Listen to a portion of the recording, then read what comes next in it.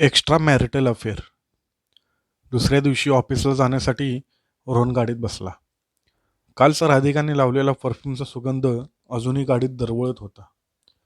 काहीतरी जादू होती त्या सुगंधामध्ये. मन वेडे करणारा तो सुगंध रोहनलाही वेडा करत होता. त्याला असं वाटत होतं की तडक राधिकाकडे जावं आणि तिला आपल्या भाऊपाशी घ्यावं.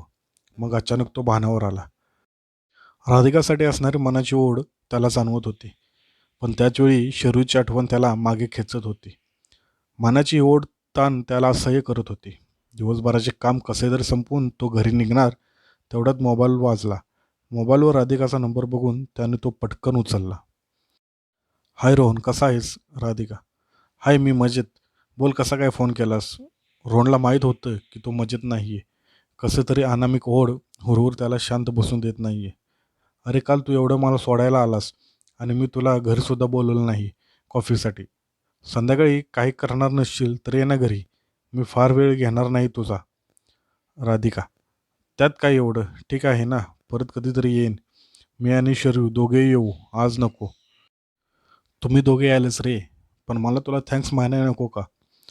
काय पण माझा मूर्खपणा. एवढी साधी गोष्ट पण मी तुला विचारली नाही काल. यासाठीच मन खाते माझं मला, प्लीज. राधिका विनवणीच्या स्वरात म्हणाली. रोहनने एकदा नाही म्हणून झालं होतं, पण नाही म्हणण्याचा प्रश्नच नव्हता. मग त्याने शौर्यला फोन करून क्लायंट मीटिंग आहे, घरी यायला थोडा उशीर होईल असं कळून टाकलं होतं. सकाळपासून पडलेला चेहरा आणि मूड ऑफ असणारा रोहन आता एकदम खुलाला होता. त्याच्या एका सहकार्य मित्राने विचारले सुद्धा, काय साहेब, एकदम खुशीत दिसताय? सकाळपासून तर सुटकी चेहरा करून बसला होता. काय भानगड काय आहे? तसा रोहन म्हणाला, अरे फार द्विधा मनस्थिती आहे. काय करावे कळत नाहीये. बायकोची एक मैत्रीण आहे रे. आणि मग रोहनने कालचा प्रसंग सांगितला. मनातून जातच नाही यार ती. आणि मला असं वाटतंय की त्यालासुद्धा मी आवडतो. आज संध्याकाळी कॉफीला बोलवलं आहे तिने तिच्या घरी एकट्याला. अरे वा, तेरी तो निकल पडी, जा जा ऐश कर. अरे नाही रे, एकीकडं सतत असं वाटत राहते आपण बायकोला फसवत तर नाही ना. हे बघ, माझं वैयक्तिक मत आहे की जोपर्यंत तू दुसऱ्या कोणाशी इमोशनल मानाने अटॅच होत नाहीस, तोपर्यंत तू जोडीदाराची फसवणूक केली असं म्हणता येणार नाही. शरीर काय रे, नाशवंत आहे, मृत्यू आहे, आत्मा अमर आहे. मित्रांनी अध्यात्माची जोड दिली. बरं बरं प्रभू, जातो आता, नाहीतर उशीर होईल, असं म्हणून रोहन निघून गेला. रोहनने बेल वाजवली तेव्हा राधिकानेच दार उघडले. पांढरा टॉप आणि लेबन रंगाच्या स्कर्टमध्ये राधिका नेहमीपेक्षा अधिक सुंदर दिसत होती. काका काकू नाहीत का घरी? रोहनने आतमध्ये येत विचारले. अरे नाहीत, ते लग्नाला गेले आहेत नगरला. उद्याच येतील, राधिकाने उत्तर दिले. रोहन तिथलाच एका सोफ्यावर बसला.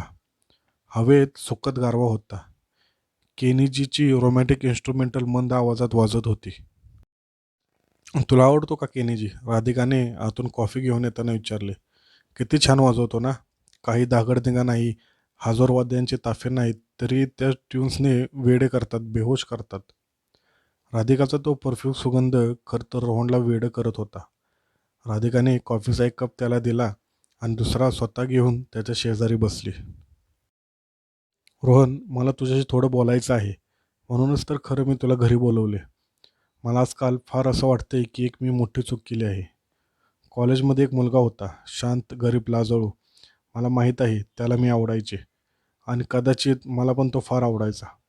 पण आमच्या जास्त गाठीभेटी झाल्या नाहीत. त्यामुळे मी ठरवू शकले नाही. त्याचबरोबर त्यावेळेस एक प्रकारचा इगो माझ्या मनात होता ना. मी म्हणजे कोण ग्रेट. आत्ता वाटतंय त्यावेळेस त्याच्याशी बोलले असते बरं झालं असतं. आज पश्चाताप करण्याची वेळ माझ्यावर आली नसती. तुला माहीत आहे कोण होता तो? राधिकाने रोहनला विचारले. नाही, रोहन उत्तरला. एक दीर्घ श्वास घेऊन राधिका म्हणाली. तू रोहन, तू होतास तो मुलगा. इतक्या वर्षानंतर तुला भेटले आणि वाटलं मी तुला गमावलं रोहन. नंतर अनेक जण भेटले, पण नकळत सगळ्यांमध्ये मी तुझाच चेहरा शोधत राहिले, जो मला कधीच सापडला नाही. अगं पण, रोहनचे वाक्य अर्धवट राहिले. राधिकाने आपले बोट त्याच्या ओठांवर ठेवले. शू, काही बोलू नकोस. राधिकाने आपले हात त्याच्या मानेभोवती गुंडाळले. मला सगळं कळतं रोहन, मला सगळं माहीत आहे. तू बोलायची आवश्यकता नाही. तिने आपले ओठ त्याच्या कानाजवळ नेले आणि त्याच्या कानात जाऊन हळूच म्हणाली. माझा विश्वास आहे ना, मग मी सांगते तसं कर. प्रश्न विचारू नकोस.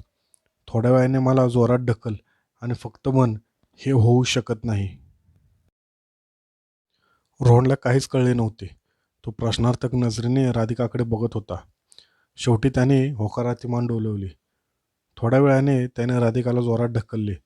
राधिका सोफ्यावरून खाली कोसळली. पाठोपाठ रोहन तिच्या ओरडला, नाही राधिका, हे नाही होऊ शकत, प्लीज. त्याचबरोबर मागून, येस, मी जिंकले, मी जिंकले, असा कोणाचा तरी आवाज आला. रोहनने मान वळून मागे बघितले तर एका खोलीतून शरयू नाचत बाहेर येत होती. शरयूला तिथे पाहून रोहनला धक्काच बसला. तो आळीपाळीने राधिकाकडे आणि मग शरयूकडे बघत राहिला. शरयूने जवळून येऊन रोहनला आलिंगन दिले आणि मग म्हणाली, सॉरी आणि थँक्स रोहन, सांगते, सगळं सांगते. ही राधिका आहे ना, हिला फार गर्व होता की ही कोणालाही पटवू शकते, अगदी विवाहित माणसालाही. मग मीच तिला ईमेलमध्ये म्हटलं, शक्यच नाही, माझ्या नवऱ्यासारखा रोहनसारखा शोधून सापडणार नाही, मला सोडून तो परिस्थितीकडे बघणारही नाही. तेव्हा हिनेच भेट लावली होती, पण आज तो तिला खोट्यात पाडलंस. तू दाखवून दिलंस की तू फक्त माझाच आहे. थँक्स रोहन, खरंच थँक्स. रोहनला काय बोलावे अजूनही कळत नव्हतं. तो राधिकाचा झाला होता. त्याने राधिकाचे प्रेमही मागाशी स्वीकारले असते. ऐनवेळेस राधिकाने त्याच्या तोंडावर बोट ठेवले नसते तर रोहन काहीतरी बोलून गेला असता. त्या विचाराने त्याला कसं तरी होत होतं. थोडक्यात वाचलो, ह्या बायकांच्या मूर्खापायी मेलोच असतो, रोहन स्वतःशीच विचार करत होता.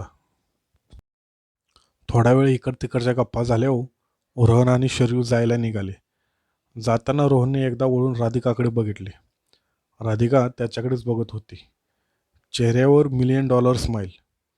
हसतानाचा तिचा उजवा डोळा नाजूकपणे बंद होऊन परत उघडला होता. रोहनने तो बरोबर टिपला. यालाच मराठीत डोळा मारणे असं म्हणतात. रोहनने मनाशी विचार केला. शरयूसाठी हे सर्व नाटक असेल, पण राधिकासाठी हे नक्कीच नाटक नव्हतं. नाहीतर जिंकण्यासाठी तिने माझ्याकडून मागाशीच वधवून घेतले असते की येस, आय लव्ह हर. पण तिने तसं केलं नाही. तिला तसे होऊन द्यायचं नव्हतं. हे नक्कीच नाटक नव्हतं. I know, Radhika loves me, she is mine, she is mine. Extra marital affair.